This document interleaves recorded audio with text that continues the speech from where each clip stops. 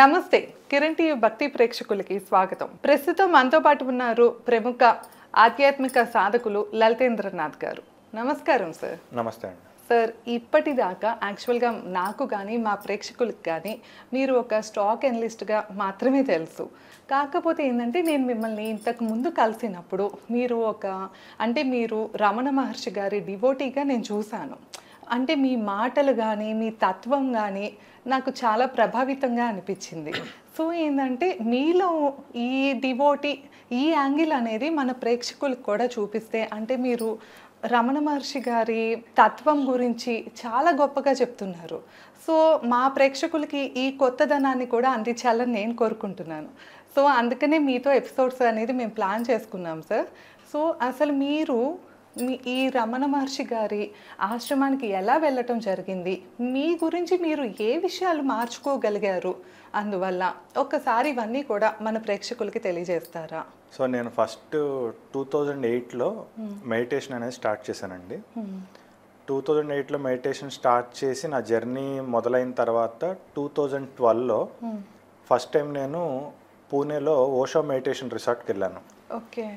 వెళ్ళినప్పుడు అక్కడ వాళ్ళ దాంట్లో ఏంటంటే ఎవ్రీడే షెడ్యూల్స్ ఉంటాయి. Morning meditation, music meditation, dancing meditation అని ఇలా రకరకాలు ఉంటాయి అన్నమాట. దాంట్లో సైలెన్స్ మెడిటేషన్ అని ఉంది. ఆ సైలెన్స్ మెడిటేషన్ రూమ్లోకి వెళ్ళాను. వెళ్ళినప్పుడు చిన్నప్పటి నుంచి మనం జనరల్గా క్యాజువల్గా పిన్ డ్రాప్ సైలెన్స్ అంటారు స్కూల్స్లో. ఆ పిన్ డ్రాప్ సైలెన్స్ అంటే ఏంటో తెలిసేది కాదు, కానీ ఆ రూమ్లోకి వెళ్ళినప్పుడు మాత్రం నిజంగా పిన్ వేస్తే సౌండ్ వస్తుంది. అంత సైలెన్స్ ఉంటుంది. మీరు ఆ రూమ్లోకి వెళ్ళి అని ఇలా అన్నారనుకోండి, బయటికి పంపించేస్తారు. అంత సైలెన్స్గా ఉండాలి. సో 1 అవర్ ఉంటుంది. నేను 2004 నుంచి 2008 నుంచి నేను మెడిటేషన్ చేస్తున్నాను.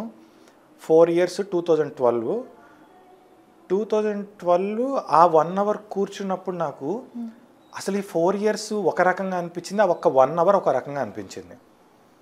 ఆ 4 ఇయర్స్ ఆఫ్ జర్నీ, ఈ 1 అవర్ ఆఫ్ జర్నీ అనేది చాలా డిఫరెన్స్ అనిపించింది. తర్వాత నేను ఇలానే కొంతమందికి షేర్ చేసుకున్నాను, ఇట్లా సైలెన్స్ మెడిటేషన్ చేశాను, చాలా బాగుంది అది అంటే. 1 గంట సైలెన్స్కే నువ్వు ఇంత అయిపోతున్నావు, డే అంతా సైలెన్స్గా ఉండే రూమ్ ఒకటి ఉంటుంది, ఎప్పుడైనా వెళ్ళావా అన్నారు. తెలియదు అన్నాను.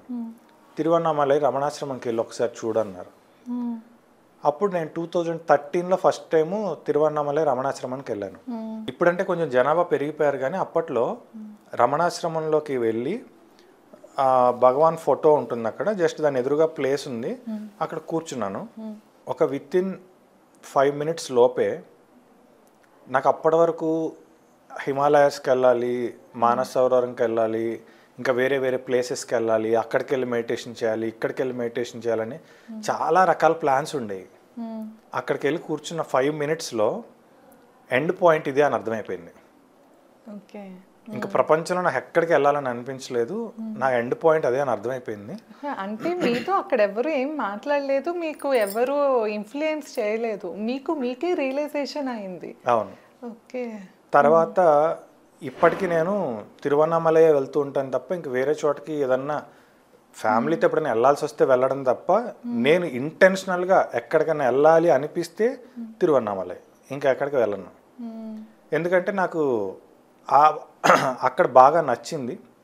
సో అందువల్ల ఏంటంటే ఒకవేళ వెళ్ళాలి అనుకుంటే ఆ ప్లేస్కి వెళ్తాను, లేదంటే నేను ఇంట్లో ఉన్నా అక్కడ ఉన్నట్టే, అక్కడికి వెళ్ళినా అక్కడ ఉన్నట్టే, రెండు ఒకటే. ఇప్పుడు బట్ ఏదన్నా ఇప్పుడు ఇంట్లో అడుగుతారు కదా, ఎక్కడికైనా వెళ్ళాలి అన్న, ఎక్కడికైనా వెళ్ళాలంటే అక్కడికి తీసుకెళ్తాను. ఓకే. అదే వాళ్ళకి కూడా అలవాటు చేస్తారా? అంటే ఇంకా తప్పదు కదా. అదే. అంటే మీరు ఏం తెలుసుకున్నారు, అంటే అల్టిమేట్గా ఇదే అని చెప్పారు ఇందాక, అంటే ఏంటి అల్టిమేట్గా ఏంటి అసలు మన లైఫ్, అంటే నేను అంటే ఏంటి? అంటే ఇప్పుడు భగవాన్ ఆశ్రమంకి వెళ్ళినప్పుడు మీరు చెప్పులు వదిలేసి ఆశ్రమం లోపలికి అడుగు పెడుతున్నప్పుడు అక్కడ ఒక తను ఇలా బోర్డు పట్టుకుని తిరుగుతూ ఉంటాడు. ఏమనంటే మౌనం. ఫస్ట్ పాయింట్ మౌనం. తర్వాత ఇంకా లోపలికి వెళ్ళి కళ్ళు మూసుకుని కూర్చోవడం.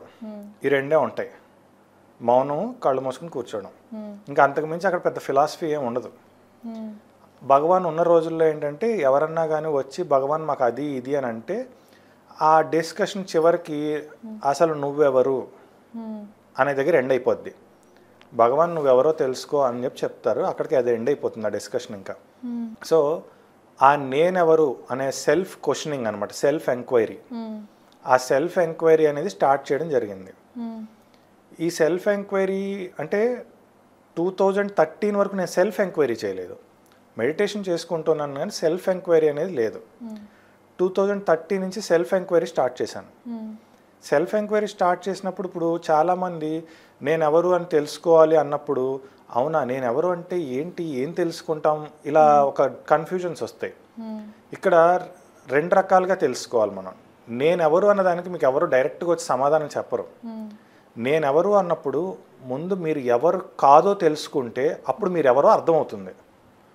ఒక ఆయన మెడిటేషన్ చేసుకున్న ఆయన్ని ఒక అతను అడిగాడు అనమాట. రోజు బుద్ధుడి దగ్గరికి వెళ్ళి కూర్చుని మెడిటేషన్ చేసుకుని వస్తావు కదా, ఏమొచ్చింది నీకు అంటాడు. ఏమి రాలేదు, ఉన్నాయే పోయాయి అంటాడు. అదేంటి ఉన్నాయి పోగొట్టుకోవడానికి మెడిటేషన్ చేసావా అంటే, అవును బాగా చీకులు చిరాకులు చింతలు ఇలా ఉండేది అవన్నీ పోయాయి అని చెప్పి చెప్తాడనమాట. అలానే నేనెవరు అన్న ప్రశ్నకి నేను ఎవరు కాదో ముందు తెలుసుకుంటాను. అది తెలుసుకుంటే మనం ఎవరు అనేది మనం రియలైజ్ అవుతాం. నేను ఎవరు అనగానే నేను పలానా అని చెప్పడానికి ఏం ఉండదు. నాకు తెలిసిన యాక్చువల్గా మెడిటేషన్ అంటే మా స్కూల్లో కూడా చేయించేవాళ్ళు. డైలీ ఒక 20 minutes స్కూల్ స్టార్ట్ అవ్వగానే ఒక 20 minutes పీరియడ్ ఆ స్పాన్లో మెడిటేషన్, కళ్ళు మూసుకొని కాము కూర్చోవాలి. ఏదో జస్ట్ ఒక చిన్న మ్యూజిక్ లాగా ప్లే అవుతూ ఉంటుంది, సైలెంట్ మ్యూజిక్. ఆ మ్యూజిక్ వింటూ ఓకే మన కామ్గా ఇంకా ఎటు మైండ్ డైవర్ట్ అవ్వకుండా కూర్చోవాలంట. ఏకాగ్రత పెరుగుతుంది దానివల్ల అని విన్నా అనమాట. మీరు చెప్పేది దీనికి అంతేనా సార్? అంటే అసలు ఎట్లాగా మనకి ఏకాగ్రత పిల్లల స్టేజ్లో అయితే, స్టూడెంట్ ఏజ్లో ఏకాగ్రత కోసం మెడిటేషన్ చేయాలి అంటారు. అంటే మన మైండ్ని మనం కంట్రోల్ చేసుకున్నట్లు అని. మీరు చెప్పే మెడిటేషన్ కూడా దానికి ఎక్స్టెన్షనా? ఎట్లా అంటారు? మెడిటేషన్ చేయటం వల్ల మన గురించి మనం ఎలా సెల్ఫ్ కంట్రోల్ చేసుకోవచ్చు, ఎట్లా తెలుస్తుంది అంటారు? ఇప్పుడు సినిమా థియేటర్కి వెళ్తారు, ఎవడన్నా సినిమా థియేటర్కి నేను ఏసీ కోసం వెళ్తున్నానని చెప్తాడా? ఏసీ కోసం సినిమాకి వెళ్తున్నానని చెప్తాడా? లేదు సార్. కూల్ డ్రింక్ తాగడానికి సినిమాకి వెళ్తున్నానని చెప్తాడా? కాదు. పాప్కార్న్ తినడానికి సినిమాకి వెళ్తున్నానని చెప్తాడా? మరి సినిమాకి దేనికి వెళ్తున్నాడు? ఎంటర్టైన్మెంట్ ఫీల్ అవ్వటానికి, మూవీ చూడటానికి. కానీ మరి సినిమా థియేటర్కి వెళ్తే ఇప్పుడు ఏసీ ఫీల్ అవ్వడా? వస్తాయి, అవన్నీ వచ్చేస్తాయి ఆటోమేటిక్గా కదా. మెడిటేషన్ అనేది అల్టిమేట్. ఏకాగ్రతల కోసమును, లేదంటే బీపీ తగ్గించుకోవడానికి, షుగర్ తగ్గించుకోవడానికి, వీటి కోసం మెడిటేషన్ కాదు. అవి ఆటోమేటిక్గా వస్తాయి, దానికోసం మీరే మెడిటేషన్ చేయక్కర్లేదు. మెడిటేషన్ అనేది ఒక బేసిక్ లెవెల్లో మీరు స్టార్ట్ చేసిన దగ్గర నుంచి మీ మైండ్ కొంచెం కొంచెంగా కంట్రోల్ అవుతున్నప్పుడు ఆటోమేటిక్గా కొంత కాన్సన్ట్రేషన్ పెరుగుతూ ఉంటుంది, కొంత మీకున్న హెల్త్ అంటే హెల్త్ పాయింట్ ఆఫ్ వ్యూలో కొంత హెల్త్ మెరుగవుతూ ఉంటుంది. ఇవన్నీ చిన్న చిన్నవి జరుగుతూ ఉంటాయి. అంత మాత్రం చేత మెడిటేషన్ చేయండి ఫోకస్ పెరుగుద్ది, మెడిటేషన్ చేయండి ఆరోగ్యం బాగుపడుద్ది, దీనికోసం కాదు మెడిటేషన్. మెడిటేషన్ ఈజ్ అసలు not related to body. And meditation అనేది ఒక పని కాదు.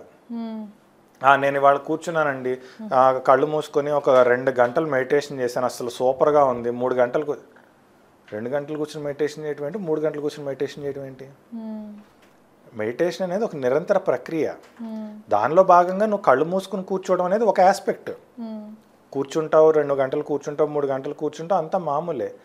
కానీ నువ్వు కళ్ళు తెరిచినా కానీ అదే స్టేట్లో ఉండాలి. అంటే ఇప్పుడు యోగ నిద్ర సంథింగ్ అలా అంటారు, అలానా సార్? యోగ నిద్ర అంటే మీరు పడుకుంటే యోగ నిద్ర, అది మీరు పడుకుంటే యోగ నిద్ర. మీరు లెగిసున్నప్పుడు కూడా, అంటే మీరు కళ్ళు తెరిచి మీ డైలీ యాక్టివిటీస్లో కూడా మీరు మెడిటేషన్ స్టేట్లోనే ఉండాలి. అంటే ఏంటి మెడిటేషన్ స్టేట్లో ఉండటం అంటే ఏంటి?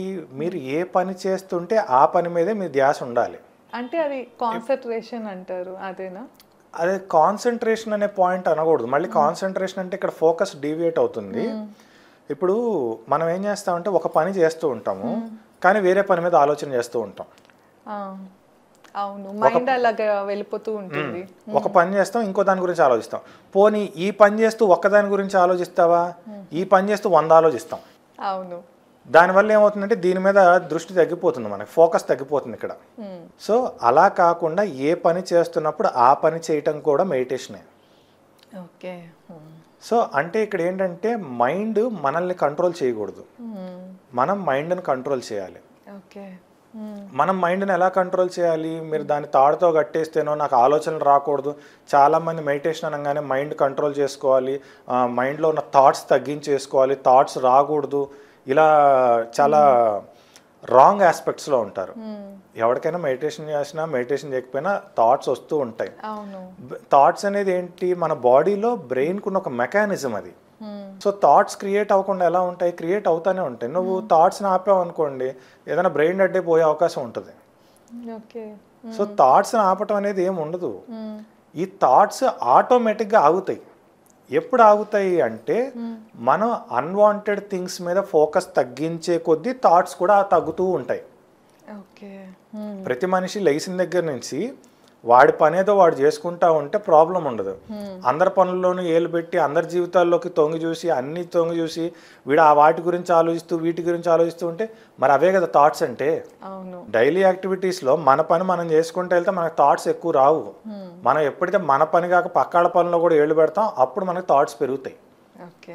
సో మనం మెడిటేషన్ చేసినప్పుడు ఏంటంటే, మనం చాలామంది మెడిటేషన్ చేస్తున్నప్పుడు మాకు చాలా ఆలోచనలు ఎక్కువ వస్తున్నాయండి, అసలు ఆలోచనలు రాకుండా మాకు కుదరట్లేదు, మెడిటేషన్ కుదరట్లేదండి ఇలా చెప్తారు. కుదరకపోవడానికి ఏం లేదు, కుదురుతుంది అక్కడ చక్కగా. నువ్వు ఎన్ని రకాల చెత్త పనుల్లో ఇన్వాల్వ్ అయ్యి ఉన్నావు అది చెప్తుంది. కళ్ళు మూసుకొని కూర్చుంటే ఒక 1000 ఆలోచనలు వచ్చాయనుకోండి, ఓహో 999 ఆలోచనలో నేను ఇన్వాల్వ్ అయ్యి ఉన్నాను, అన్ని వేస్ట్ పనుల్లో నా మైండ్ ఉంది, అవన్నీ కట్ చేయాలి. సో ఆ పనికిమాల పనులు ఏముంటాయి అవన్నీ తీసేసాం అనుకోండి, రేపు మెడిటేషన్లో కూర్చుంటే ఆయన రావు, సగానికి సగం తగ్గుతాయి. ఇంకా ఏం కంట్రోల్ చేయాలి, ఇంకా అంటే మనం ఇంకా ఏమి విషయాల్లో ఫోకస్ చేయకూడదు అవన్నీ తీసేయాలి. తీసేస్తే మన మీద మనకి దృష్టి ఉంటుంది అనమాట.